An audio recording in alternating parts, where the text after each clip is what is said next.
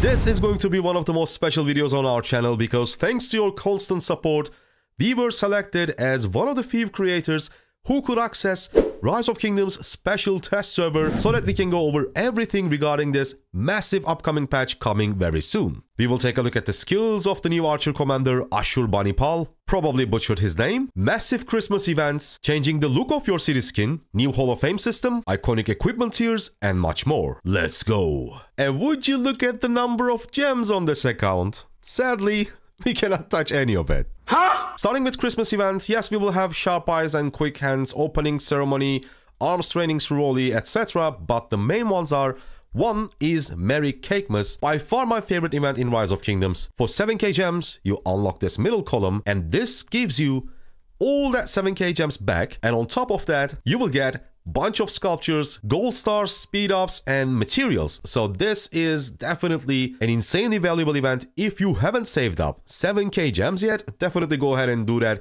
because you 100% want to unlock the 7k gem column and get all these rewards, because there is one more thing that you need, which is Tempered Hammer, and it is related to another Christmas event. And boom, this one, Smitey Specials. You will get speed ups, resources, or even materials with discounted prices. But the most important one is you select a blueprint from here, and then with those tempered hammers, you can buy that blueprint with 50% discount. And the way you get hammers: Merry Cakemas, Christmas Party, or the Bundle Forge Finery. So that is another reason for you to unlock 7k column. And Christmas Party is a pretty straightforward event. You will have various quests to complete, so as long as you play the game like you normally do, you should have no problems completing any of it, and also reaching the level 25 in the 7k gem column, because you certainly want to get this to level 25. It gives you 15 legendary commander sculptures and 2000 gems. Next up, we have Zenit of Power, the event that I can only win probably in this server with 9 billion gems. Of course, the main reward is going to be the city skin. It is insane. Reign of Rhyme, infantry health 15%. You guys already know it. I'm a huge fan of health stat, and it gives you 15% of it.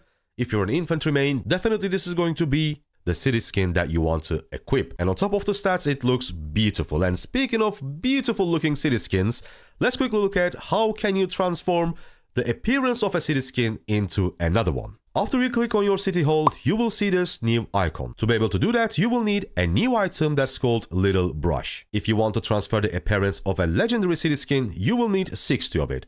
But if you want to do it for an epic city skin, all you need is only 3 little brushes. The only thing that you need to pay attention is that both city skins needs to be the same quality, either epic or legendary, and both city skins needs to be for the same troop type. Let's say I want to change the look of my Cupid's arrow, and the look I want is Trick or Treat. Since the quality of both city skins are epic and they are for the same troop type, which is infantry, I should have no problems transferring the look of Trick or Treat into Cupid's arrow. I'm going to click on this. This is the original look, and then I'm going to select Trick or Treat. Boom, 3 small brushes are gone, and now our Cupid's arrow still have the same stats, but for the look, we have the Trick or Treat city skin.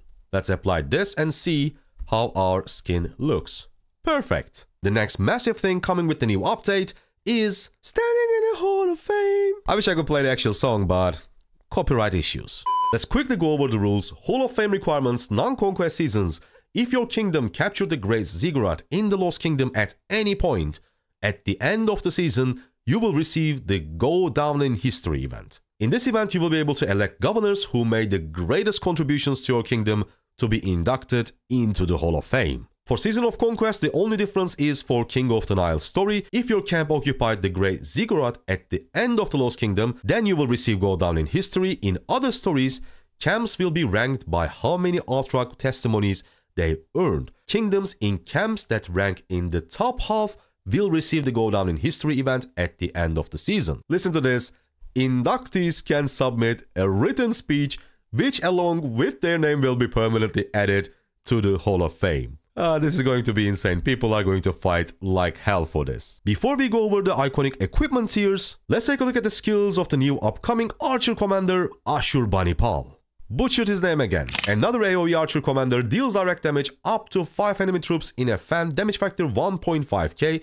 Every additional target reduces the damage 15%, pretty standard, and deals direct damage to the current target of this commander's troop 1000. So 1500 damage as AoE, and extra 1k damage on top of that to the target that you are actively targeting. This is pretty similar to Nebuchadnezzar's expertise, because when you expertise his active skill, it adds this sentence, deals additional damage, which is 500 to the current target of this commander's troop. It's this guy's expertise, and his just active skill. Insane. In his second skill, we have 20% attack while outside of Alliance territory, which should be most of the time unless you are losing the battle. Their units also gain 20% defense plus 15% march speed. You can never go wrong with the march speed on your archers because usually they are pretty slow. This commander's troop deals 20% more skill damage. Whenever their troop uses an active skill while attacking a city or stronghold, the target deals 20% less damage for the next 3 seconds. When a conquering commander has a rally skill, that whole skill is usually useless for anything else. It's just for rallies. But for Ashurbanipal, the first part of the skill, this commander's troop deals 20% more skill damage. It's not just for rallies. Yes, it works in rallies, but also it works in open field. Only the second portion of the skill says whenever their troop uses an active skill while attacking a city or stronghold. Chosen of Ashur. This commander's troops take 15% less normal damage, which includes smite damage and damage dealt by basic attacks and counterattacks. And again, the second portion of his skill only cares about the rally. If this commander is leading a rally attack, whenever their rallied army deals direct damage, it has a 50% chance to gain extra bonus skill damage for 10 seconds, and you can stack this effect up to 10 times, and duration resets whenever you gain another stack. So weirdly enough, we have 2 rally skills, but half of the skills only care about the rally, which is quite weird. Look at this one, look at this expertise.